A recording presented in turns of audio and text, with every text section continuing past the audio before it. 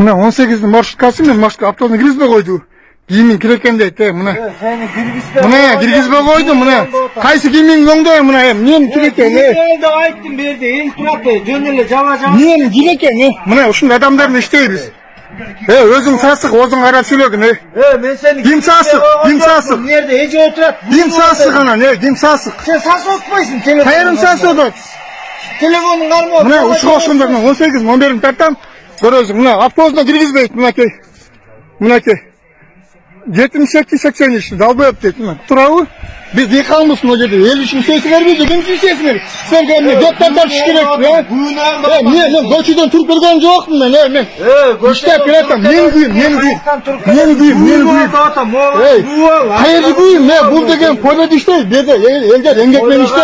Polega iştesem polega giyim giyiyor. Töşөгүнө ужлан салып өлүмүнө себепкер болгон жаран өмүр бою эркинен ажыратылды.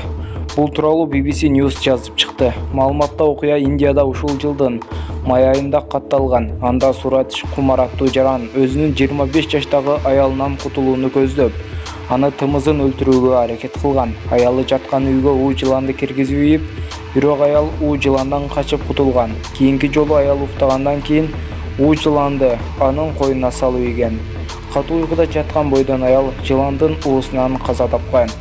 Аялдын туугандары кыз уктап жаткан бөлмөгө аз убакыттын аралыктарында уу жылан кире бергенин күйөө баласына шектенип, анын үстүнөн арыз жазышкан. Тергөө учурунда Сурат Кумар кылмыш кылганын мойнуна алып, аялынан мүлктү бөлүшпөй кутулуунун жолун ойлоп келгенин айткан. Ошондой эле уу жыланды атайы аялынын койнуна салып ийгенин айткан.